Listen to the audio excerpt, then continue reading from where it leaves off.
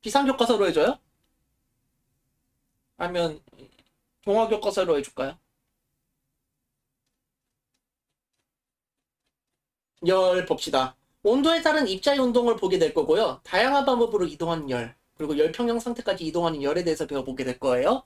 자, 우선 한번 보도록 할 텐데요. 뜨거운 물에 설탕을 넣으면요. 찬물을 넣을 때보다 빨리 녹는데요. 네, 그렇죠.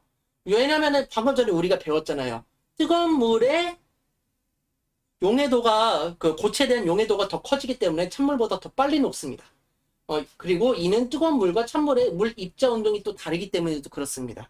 그래서 다음 활동으로 뜨거운 물과 찬물의 물 입자를 어떻게 다른지 확인해 보자. 그래서 잉크 같은 경우도요, 뜨거운 물에서 더 빨리 퍼져나갑니다. 찬물에서는 조금 천천히 퍼져나가요. 네. 그래서 파란색은 천천히 퍼졌는데 핑크색은 더 빨리 퍼지죠. 온도가 높을 때 입자 운동이 활발해지기 때문에 더 빨리 퍼지는 거예요. 이런 식으로. 그래서 뜨거운 물에 넣은 잉크는요, 빨리 퍼지고, 찬물에 넣은 잉크는 천천히 퍼진다라는 겁니다.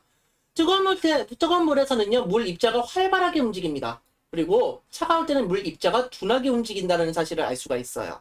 그래서 여러분, 그냥 상식적으로 생각하면 돼요. 뜨거운 불구덩이에, 만약에 이게 뜨거운 불구덩이에요? 그런데 제가 손을 넣을 때, 아우, 이거 뜨거운 걸 하면서 천천히 손을 빼요. 아니면, 아이고, 뜨거워 하면서 빨리 빼요. 아이고, 뜨거워 하면서 빨리 빼죠. 그리고 내가 만약에 히말라야 산 같은 데서 이제 제가 고립이 됐어요. 아이고 추워 이러고 있어요. 아니면은 아이고 추워 이러고 있어요.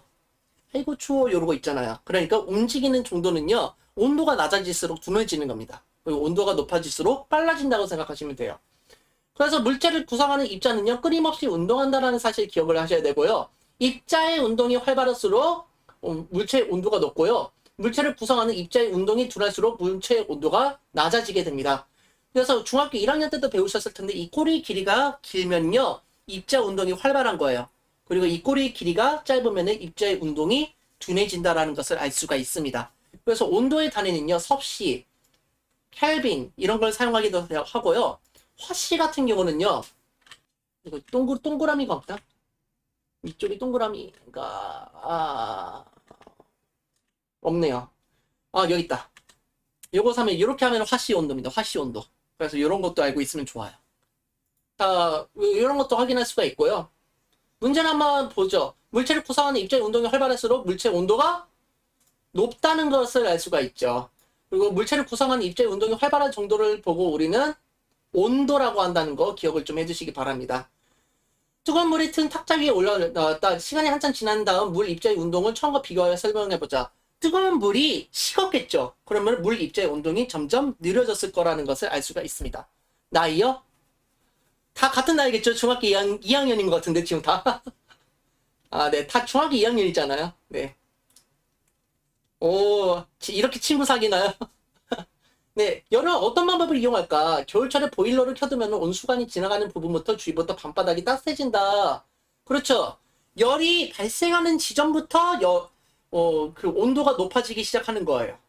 그리고 광바닥이 데워진 부분의 입자가 활발하게 운동하면서 이웃한 입자에 운동이 전달되어 이웃한 입자도 운동이 활발해지기 때문에 이처럼 고체에서 물체에 구성하는 입자의 운동이 이웃한 입자에 차례로 전달하는 방법을 보고 우리는 전도라고 합니다. 그래서 열의 이동 방법에는 총 3가지가 있어요. 전도, 대류, 복사가 있습니다. 전도, 대류, 복사 중에서 전도 같은 경우는요, 옆에 있는 입자한테 바로바로 전달해 주는 거라고 생각하시면 돼요. 충돌을 하면서 전달하는 거라고 생각하면 되는 거죠. 근데 대류 같은 경우는요, 데워진 공기는 위로 올라가고 찬 공기는 아래로 내려와서 실내 전체를 따뜻하게 합니다. 액체 상태나 기체 상태의 입자는요, 직접 이동하면서 열을 전달하는 방법을 대류라고 하는 겁니다. 물질이 여기 있어요. 이 입자가 이렇게 이동을 해요. 이동을 하면서 얘한테 전달해주고, 얘도 또 이동을 하면서 또 전달해주고, 이런 식으로 하는 걸 보고 우리는 대류라고 생각하시면 됩니다. 그래서 데워진 입자가 고체 마룻바닥으로 직접 전달하는 거는 전도고요. 기체를 훈훈하게 해가지고 뜨거운 공기는 위로 올라가고 찬 공기는 아래로 내려오게 하는 거는 대류라고 생각하시면 돼요. 그러면 여러분한테 한번 질문 한번 해볼게요. 에어컨 있잖아요. 요즘은 난방하고 냉방을 같이 사용하는 에어컨을 사용하잖아요. 냉방기구 같은 경우는 에어컨 같은 경우는 위에 설치하는 게 좋을까요? 아니면 바닥에다 설치를 하는 게 좋을까요? 자, 우리 학교 가면은 항상 이런 거 있을 거예요. 천장형 에어컨. 자, 이 천장형 에어컨이 위로 올라갈수록 위에 올라가면은 여름에 유리할까요? 겨울에 유리할까요? 그렇죠. 여름에 유리하죠. 자, 그런데 겨울철에는요, 이걸 사용하면은 우리가 실질적으로 난방이 잘 안 돼요. 발바닥을 겁나 시린데 위에 공기만 겁나 뜨거워요. 이게 바로 뜨거운 공기는 위쪽에 머물러 있으려고 하고 차가운 공기는 아래로 내려가려는 성질 때문에 그런 거예요. 그래서 이거를 사용하면은 위쪽 공기만 뜨거워지고 아래쪽 공기는 계속 차가운 거예요. 그래서 발바닥은 겁나 시린데 위쪽은 뜨거운 상태라고 생각하시면 되겠어요. 그래서 이런 라지에이터를 사용해야 돼요, 사실. 그러면 라지에이터를 사용하면은 아래쪽에 있는 건 위로 올라가고 위쪽에 있는 건 아래로 내려가게 되겠죠. 그래서 난방기구는 보통 바닥에다 설치를 해놓는 게 좋습니다. 그래서 우리 온돌로 사용하는 게 되게 과학적이라는 거예요. 온돌로 하면은 바닥에 공기가 뜨거워지면서 위쪽도 뜨겁게 하니까 전체적으로 방 전체가 훈훈해지겠죠. 그래서 온돌 바닥이 되게 과학적인 거라고 생각을 하시면 되겠어요. 자, 그 다음에 전도나 대류와 달리 열이 직접 이동하기도 합니다. 그래서 매질이 없어도 이동할 수 있는 걸 보고 우리는 복사라고 하는 겁니다. 복사. 그래서 열의 물질 도움 없이 직접 이동하는 방법을 보고 우리는 복사라고 해요. 그래서 열의 전달 방법은 세 가지가 있습니다. 전도, 대류, 복사. 이 세 가지를 다 기억을 하셔야 됩니다. 되게 대답 잘해주고 있어요. 좋아요. 그래서 교실이나 집안에서는요, 열의 이동을 고려하여 냉난방 기구를 설치해야 된다. 그래서 냉방기구는 위쪽에 있는 게 좋아요. 그래서 에어컨이요, 길다란 게 많았을 거예요. 옛날 에어컨 같은 경우는요. 왜냐면 위쪽에서 아래쪽으로 공기를 내려보내줘야 되기 때문에, 에어컨은 길어요. 길고 높은 데 있어요. 그런데, 뭐, 난로 같은 경우는요, 아래쪽에 보통 깔려 있는 거죠. 난로나, 이제 바닥에 있는 난방 같은 경우는 바닥으로 되어 있죠. 바닥에 되어 있기 때문에, 그런 식으로 되어 있고요. 또 온도를 일정하게 유지하려면요, 열이 밖으로 들어오지 않고 빠져나가지 않도록 단열을 해줘야 됩니다. 네, 왔어요. 자, 보시면은 여기 그 페트병 텀블러 같은 경우도 안쪽이 은색으로 지금 도색이 되어 있거든요. 잘 보이실지 모르겠는데 은색으로 되어 있어요. 그 이유가 복사열도 차단을 하는 겁니다. 그리고 여기 보시면은 두께가 요만하거든요. 두께가 요만해요. 여기 안쪽에 있는 벽하고요, 바깥쪽에 있는 벽 사이가 진공으로 되어 있습니다. 진공으로 되어 있기 때문에 전도도 차단을 해주는 거고요. 이제 기체 대류에 의한 확산도 차단을 해주는 거예요. 그래서 차가운 거를 보관할 때는 계속 차갑게 유지될 수 있도록 도와주는 거고, 뜨거운 물질을 넣으면은 뜨거운 물질이 계속 유지될 수 있도록 도와주는 거예요.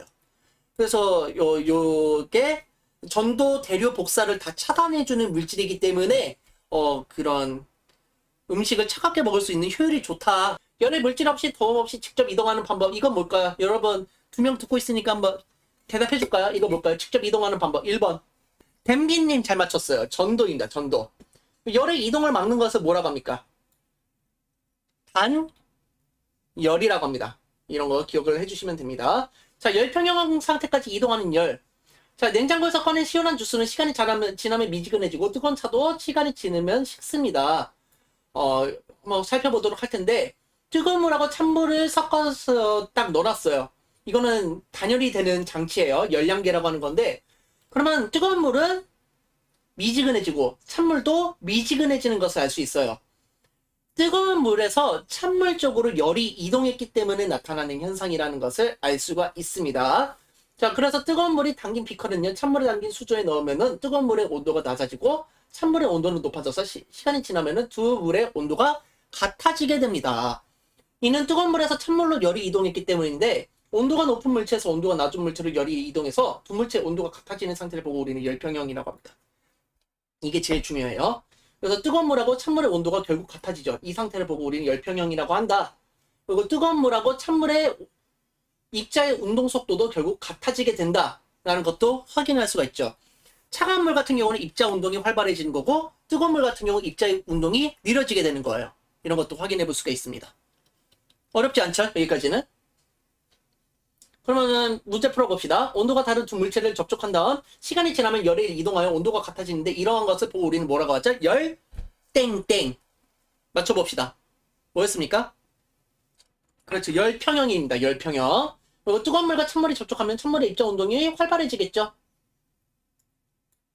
그래서 열평형을 대표적으로 이용한 게 온도계예요. 여기 겨드랑이 같은 데 딱 꼽잖아요. 그러면은 바로 하면 되는 게 아니라 조금 기다려야 돼요. 온도계에 어, 온도계 내 체온이 온도계로 열이 이동을 할 때까지 조금 기다려줘야 되기 때문에 온도계를 꽂아놓고 잠깐 기다려야지 온도계의 수치가 올라가게 된다는 겁니다. 기억을 해두시면 되고요. 물질마다 열을 똑같이 가해줘도요, 온도 변화가 다 다릅니다. 그것을 이제 확인해 보는 게 비열이고요. 열을 가해주게 되면요, 금속마다 늘어나는 길이가 달라지게 돼요. 이게 바로 열팽창입니다. 이거에 대해서 생각을 해보도록 할게요. 자, 물질마다 다른 온도 변화를 한번 보도록 할 텐데, 물질의 온도가 변하는 정도는 어떻게 할까? 이렇게 되어 있습니다. 여름날 한낮의 바닷가의 모래는 매우 뜨거운데, 바닷물은 시원하다고 합니다. 이는 물질에 따라서 같은 양의 열을 받아도 온도가 변하는 정도가 다르기 때문입니다. 모래는 빨리 달궈지고 빨리 식죠. 그런데 물은 천천히 데워지고 천천히 식습니다. 결국에는요, 바다와 바다 쪽에 있는 모래 쪽과 그 바닷물의 온도가 다르기 때문에 그쪽에 온도가 다른 걸로 인해서 해류풍이 분다는 것도 우리가 확인을 할 수가 있는 겁니다. 자, 물과 식용유를 가열할 때 온도가 어떻게 변하는지 알아보도록 할 텐데요. 가열할 때 온도가 더 빨리 올라가는 거는요, 물보다 식용유가 더 빨리 올라갑니다. 그래서 이와 같이 같은 양의 열을 같은 질량의 물질에 가해도 어떤 물질은 온도가 잘 올라가고요, 어떤 물질은 온도가 잘 올라가지 않는다는 것을 알 수 있습니다. 물질의 종류에 따라서 온도가 변하는데 필요한 열량이 다르기 때문인데요. 이것을 보고 우리는 비열이라고 합니다. 비열. 그래서 어떤 물질 1kg은요, 1도씩 높이는데 드는 열량을 보고 우리는 비열이라고 하고요. 줄을 이제 킬로그램하고 도시로 나눈 것으로 이제 사용을 하고 있습니다. 단위는 이렇게 사용하고 있어요. 그럼 킬로칼로리를 쓰는 것도 있는데 여기선 줄로 사용을 하고 있네요. 자, 비열은 물질마다 다르므로 겉보기 성질이 비슷한 철과 알루미늄도 비열을 이용하면 구별할 수 있습니다.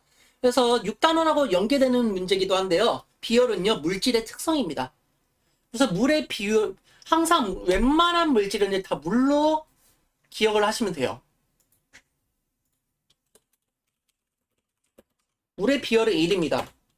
그리고 물의 밀도도 1입니다. 보통 물을 기준으로 많이 하기 때문에 물을 1로 정해놓고 상대적인 수치로 비교해서 생각을 하는 거예요. 그리고 끓는 적, 녹는 적 이런 것도 있었겠죠. 그래서 물의 비열하고 물의 밀도 정도는 조금 기억해 두시는 게 좋지 않을까라는 게 저의 생각이에요.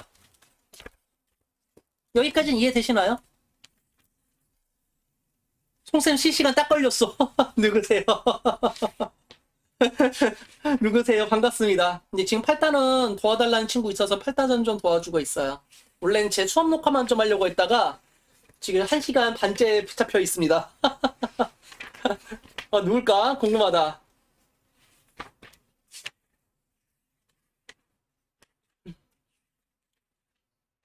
네, 비읍비읍님, 티그티그님 반갑습니다. 네.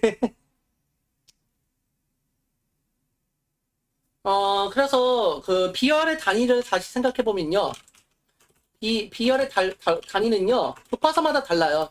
제가 하는 교과서는 킬로칼로리 하고 킬로그램 곱하기 이거 점을 찍어야 되는데 점이 안 찍히니까 그냥 밑에 찍을게요. 미음 한자. 아니다. 비읍 한자였나? 미음 한자. 여기 있다. 이렇게 쓰기도 하고요. 다른 단위로는 줄을 킬로그램하고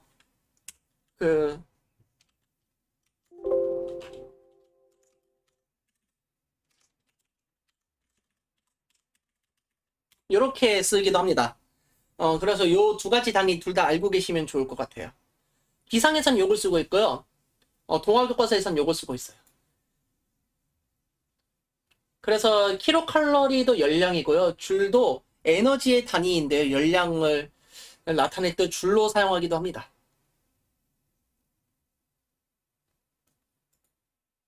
여기서는 줄 포 킬로그램 포 도시라서 제가 왜 이걸로 사용했지? 제가 그 생각했는데 둘 다 사용할 수 있어요. 에너지의 단위를 줄로 사용하기도 해요. 겉보기 성질이 비슷한 철과 알루미늄도 비열을 이용하면 분리할 수 있다. 비열이 큰 물질은요, 온도가 잘 변하지 않습니다. 그래서 세상에서 가장 비열이 큰 물질이 뭐예요? 하면은 물입니다. 물의 밀도가 제일 큽니다. 그리고 나머지는 물보다 미안해요. 물보다 비열이 작아요.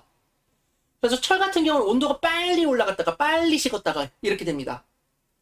근데 철보다 조금 더 비열이 높은 게 뚝배기 이런 것은 약간 비열이 더 높겠죠. 왜냐면 천천히 올라가고 천천히 식으니까요. 그리고 얼음 같은 경우가 비열이 절반 정도 되네요.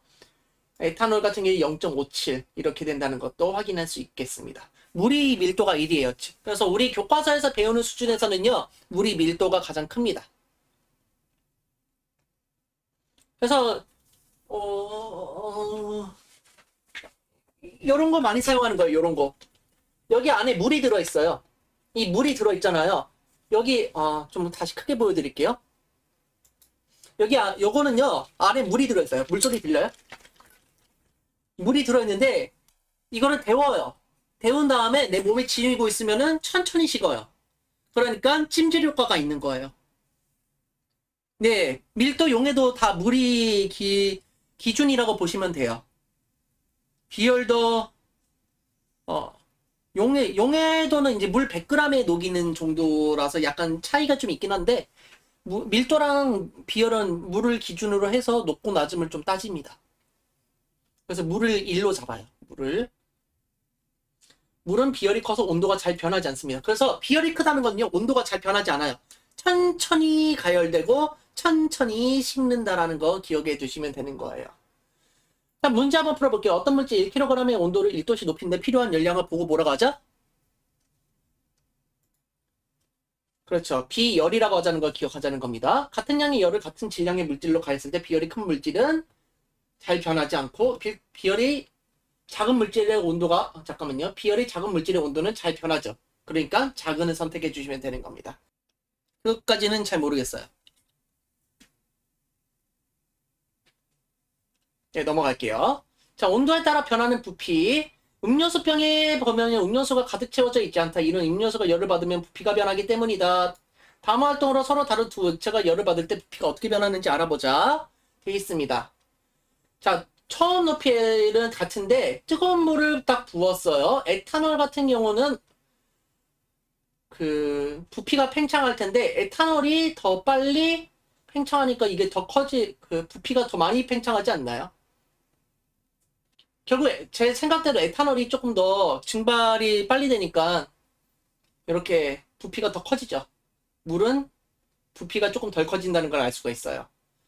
액체가 열을 받으면 부피가 팽창하는데 같은 열을 받아도 결국 에탄올이 더 부피가 커졌다는 걸 알 수 있는 거예요. 이게 바로 열팽창이에요. 기체도 열팽창하고 액체도 열팽창하고 고체도 열팽창을 합니다. 기체가 가장 열팽창하는 정도의 차이가 크고요. 액체, 그 다음에 고체라고 생각하시면 돼요. 사과 플라스크가 담긴 수조에 뜨거운 물을 부으면 유리관에 액체가 올라온 것은 액체는 대부분 열을 받으면 부피가 팽창합니다. 그래서 고체든 액체든 기체든 다 팽창을 해요. 입자의 운동이 활발해져서 그런 것이기 때문에 그래요. 그래서 액체의 온도가 높아지면요, 액체를 구성하는 입자의 운동이 활발해져서 입자가 차지하는 부피가 커지기 때문입니다. 그래서 이와 같은 상황으로 생각해 볼 수 있는 게 바로 열팽창이에요. 그래서 오른쪽 그림과 같이 8-6이 어딨냐. 여기에서 보면은 액체 같은 경우도 온도가 낮을 때는 쪽 부피가 이 정도밖에 안 되는데 온도가 높아지게 되면은 조금 더 부피가 커졌죠. 그리고 철도의 이음새를 메워주는 역할을 하는 것도 이렇게 하는 거예요. 그래서 겨울철에는요, 툭쿵툭쿵 소리가 더 많이 들려요. 근데 여름철에는요, 요 틈이 더 줄어들기 때문에 툭쿵툭쿵 이 소리가 조금 더 줄어들게 됩니다. 그래서 이런 것도 확인할 수가 있어요. 그래서 고체의 온도가 높아지면 고체를 구성하는 입자의 운동이 활발해지기 때문에 약간 더 부딪히면서 살짝 더 많이 움직이는 거죠. 그러면서 이렇게 되는 거예요. 고체도 액체와 마찬가지로 열팽창하고 물질마다 열팽창하는 정도가 다르다는 걸 확인할 수가 있습니다. 대단한 문제 한번 풀어보면서 여러분 끝내보도록 합시다. 오늘. 자, 온도와 입자의 운동에 대한 설명으로 옳은 것을 모두 고르세요 라고 되어 있습니다. 온도와 입자의 운동에 대한 설명인데요. 온도는 물질을 구성하는 입자의 운동이 활발한 정도를 나타낸다. 맞는 말이죠? 그래서 기억은 맞는 말. 물체를 구성하는 입자의 운동이 활발할수록 물체의 온도가 높다. 그렇죠. 입자의 운동이 활발해질수록 온도가 올라간다는 거 확인할 수 있었고요. 물체에 열을 가하면은 물체를 구성하는 입자의 운동이 둔해지는 게 아니라 활발해지는 거죠. 그래서 디귿은 아니죠. 그래서 기억, 니은.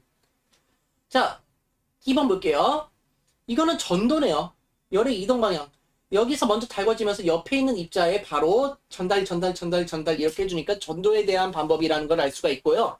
주로 고체에서 일어나는 활동이다. 맞는 말이죠. 입자가 서로 충돌하면서 열이 이동한다. 맞는 말입니다. 온도가 높아지면 입자의 운동이 활발해진다. 당연한 얘기고요. 5번 바닥에 놓인 난로를 켜두면 방향 전체가 따뜻해지는 것과 같다. 이거는 뭐 전도랑 대류 현상이 조금 더 영향이 크겠네요. 차가운 공기는 밑으로 내려가고 뜨거운 공기는 위로 올라가면서 순환을 하게 되겠죠. 그러면서 방 전체를 훈훈하게 만들어준다라는 겁니다. 루트 G. 뭐야, 송쌤도 라이브 하시네. 한번 심심해서 해봤어요. 아니, 저 내일 EBS 온라인 클래스 영상 만들려고 했는데 혹시 6단원 공부하면서 힘들어하는 친구 있을까봐 하고 있는데 여러분 6단원보다 8단원이 더 어렵대요. 그래서 8단원 정리해주고 있어요. 원래 6단원 정리해줄 생각이었는데 6단원 이미 정리가 다 끝났고요. 루트진님 반갑습니다. 자, 표는 질량을 가했을 때 세 물질 가나다에 같은 양의 열을 가했을 때 처음 온도와 나중 온도를 나타낸 것이다. 자, 처음 온도, 나중 온도 딱 비교를 해볼게요. 세 물질의 비교를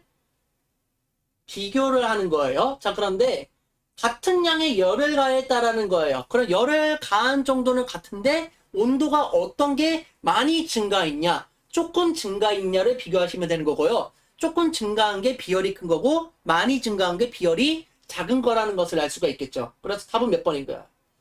나는 6도가 올라갔고요. 다는 거의 12도 정도 올라갔고 다는 16도 정도 올라갔네요. 그러니까 다가 제일 비열이 작고요. 가가 두 번째로 작고 나가 제일 크다는 것을 알 수 있네요. 답은 3번입니다. 그래서 벼락치기 중이에요. 오, 루트진님 고생 많이 하시네요. 네, 우리 학교 학생인지 아닌지는 잘 모르겠는데 하여튼 반갑습니다. 다음 주 열팽창과 관련된 현상과 가장 적은 것은 기차의 예철로 틈을 만든다. 맞죠? 여름철에는 그 틈이 만약에 없는 상태로 만들면 이렇게 쭉 올라갈 거예요. 그러면은 탈선의 위험성이 있겠죠. 그래서 약간 틈이 벌려져 있는 상태에서 있어야지 여름철에 그 뜨거운 열기에 의해서 열팽창을 하면서 이 이음세굴이 더 가까워지는 거예요. 그래서 탈선을 막아주는 역할을 합니다. 그리고 알코올의 온도계로 온도를 측정할 수 있다. 그걸 열팽창이 온도를 측정할 수 있다. 그렇죠. 온도계 안에 있는 액체가 부피가 늘어나잖아요. 늘어나기 때문에 온도가 올라가면은 눈금이 올라가게 되고요. 온도가 줄어들게 되면 눈금이 내려가죠. 안에 있는 액체의 부피가 늘어났다 줄어들다를 하는 거예요. 겨울철보다 여름에 에펠탑의 높이가 더 높다. 맞습니다. 저도 프랑스 에펠탑을 한번 가봤었는데요. 프랑스 에펠탑 한번 보여줄까요? 심심하니까. 그래서 저는 에펠탑을 겨울철에 갔거든요. 겨울철에는요, 이게 철근으로 돼 있어요. 자세히 보시면요. 철근으로 돼 있거든요. 이 철근으로 되어 있다 보니까 이게 온도가 낮아지면요, 그 에펠탑의 그 온도가 내려가게 돼요. 에펠탑의 온도가 내려가면서 금속의 부피가 줄어들게 돼요. 그래서 결과적으로는 에펠탑의 높이가 살짝 낮아지게 됩니다. 근데 여름철에는 약간 더 높이 올라가는 걸 알 수가 있어요. 물과 식용유를 같이 가열하면 식용유 온도가 물의 온도보다 더 빨리 높아진다? 물의 온도가 더 늦게 올라갑니다. 왜냐하면 물의 비열이 1로서 가장 높아요. 식용유가 한 0.3인가 그 정도로 알고 있는데 물과 식용유 중에서는 식용유가 먼저 올라가고 물이 나중으로 올라가게 됩니다. 그래서 온도가 더 천천히 올라갑니다. 그래서 전봇대 사이의 전깃줄이 겨울철에는 여름철에 많이 늘어져 있습니다. 그래서 이렇게 늘어져 있는 거 확인할 수 있죠. 금속의 부피가 늘어났기 때문에 그래요. 온도가 올라가면서. 그래서 답은 4번. 그림과 같이 따뜻한 물이 담긴 플라스크 위에 투명 필름을 얹고 찬물에 뒤집어 놓았다. 투명 필름을 제거했을 때 관찰한 결과를 예상하고 그 까닭을 설명하세요. 이거 내가 수업자를 찍어놨었는데. 차가운 따뜻한 물이 밑에 있고 찬물이 위에 있으면요 섞이게 됩니다. 그래서 이런 거 알고 있으면 좋아요. 그거를 잘 정리하시면 되겠죠. 자, 그래프는 이제 열 평형에 관련된 얘네예요. 뭐 하나씩 포함돼서 설명하라고 돼 있는데, 그러니까 뜨거운 물체에서 차가운 물체로 열이 이동을 하면서 결국에는 온도가 같아지게 되고요. 열 평형이 일어나게 된다. 그리고 입자의 운동 속도도 같아진다라는 거 확인할 수가 있겠죠. 뭐 요리할 때 뚝배기를 사용하고 양은 냄비를 사용한다. 양은 냄비는 여러분 물어볼게요. 양은 냄비는 비열이 클까요? 작을까요? 양은 냄비. 양은 냄비는 비열이 클까요? 작을까요? 좋아요. 작아요. 잘 대답해줬어요. 귀염댕이님 반갑습니다. 양은 냄비가 작아요. 왜냐면은 우리 양은 냄비에 라면 끓여 먹으면 맛있다고 하잖아요. 양은 냄비 같은 경우에는요. 온도가 국물이 빨리 식어야지 면발이 불지를 않아요. 그렇기 때문에 온도를 빨리 올려서 빠르게 면을 익히고 빠르게 식혀줘야지 면발이 계속 탱글탱글한 상태로 유지가 되겠죠. 하지만 뚝배기에다 라면을 끓이면요. 온도가 계속 뜨거운 상태로 유지가 되다 보니까 면발이 불어버립니다. 그러면은 면발이 축 늘어져서 맛이 없어요. 그래서 뚝배기 요리를 할 때는 보통 뭐 국밥이라든지 이런 거를 할 때는 국밥 아니면은 뭐 설렁탕 이런 거는 뚝배기에다 하는 게 좋고요. 뭐 양은 냄비는 라면이라든지 국수 같은 거를 끓일 때는 양은 냄비가 조금 유리합니다. 그래서 요거에 대한 설명을 잘 적어주시면 됩니다. 자, 태양열에 온풍기를 설치하여 난방하는 과정을 나타낸 것이다. 태양열 온풍기를 사용한 다음에 절반으로 줄어들었다.